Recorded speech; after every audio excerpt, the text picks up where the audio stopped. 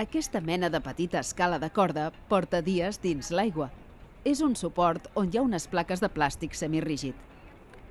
Amb el pas del temps, s'hi han incrustat diferents organismes marins. Aquesta tècnica permet estudiar com els petits organismes van colonitzant els substrats durs. A mesura que passa el temps, s'hi van adherint algues i un bon nombre d'invertebrats, entre els quals destaquen petits cucs poliquets. Seguidament veurem com fàcilment es pot construir un suport d'aquest tipus, el qual servirà per estudiar un procés de colonització tant al mar com en rius i llacs.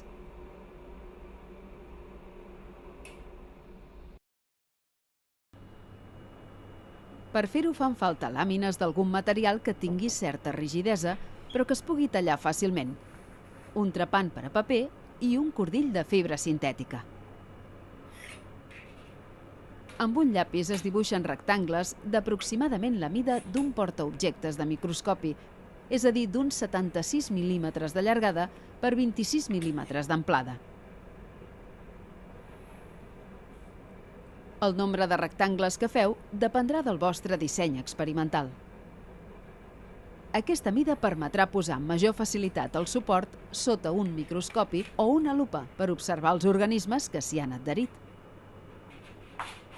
Una vegada dibuixats, es tallen els rectangles. Com sempre, s'ha d'anar amb compte i evitar fer-nos mal.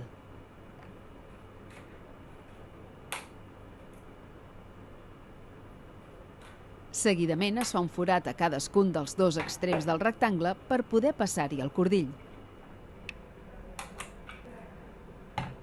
El pas següent consisteix a anar enfilant els rectangles amb el cordill que tenim preparat. És pràctic passar primer per tots els forats d'una banda i després retornar per l'altra, enfilant primer el forat de l'última placa per anar pujant progressivament cap a la primera.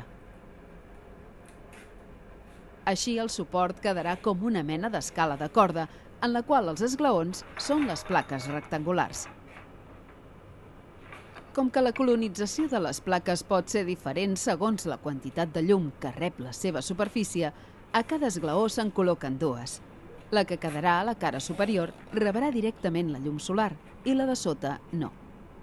Si el cordill és massa prim i les plaques es mouen amunt i avall, es pot fer un nus a la part inferior de cada esglaó. Això evitarà que els esglaons entrin en contacte entre ells.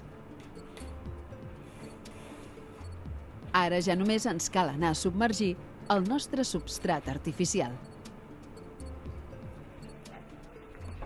El lloc de mostreig pot ser un port, les roques d'un espigó, un pantalà o un indret protegit de les roques de la costa, però sempre s'ha de fer amb molta precaució per evitar qualsevol mena d'accident.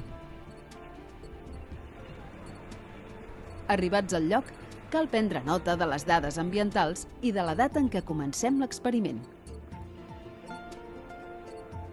Abans de posar el substrat artificial dins l'aigua, és convenient col·locar-hi un llast, ja que cal que no suri i que es quedi com més vertical millor. Nosaltres hem posat un pot amb aigua i algunes pedres al seu interior.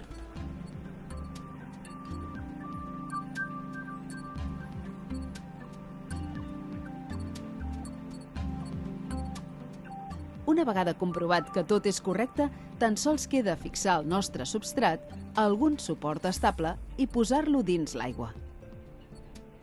A partir d'ara, els organismes aniran colonitzant la superfície de les plaques, seguint unes successives etapes que van mostrant una creixent complexitat a mesura que passen els dies d'immersió. Una vegada han passat els dies que considerem oportuns per a l'estudi que estem fent, s'han de treure les plaques per poder-les estudiar al laboratori. En anar a recollir les plaques, és convenient tornar a prendre nota de les dades ambientals, anotar al pot el nom de la mostra i els dies que ha estat a l'aigua. Recordeu que si voleu prendre mostres de diferents dies, cal que construïu diferents substrats i els col·loqueu simultàniament a l'aigua per anar-ne recollint un de diferent en cada dia de mostreig. Una vegada tretes les plaques de l'aigua, és convenient fotografiar-les. Seguidament, s'ha de procedir a la fixació de la mostra. Això té com a objectiu evitar el deteriorament i la destrucció dels organismes que l'han colonitzat.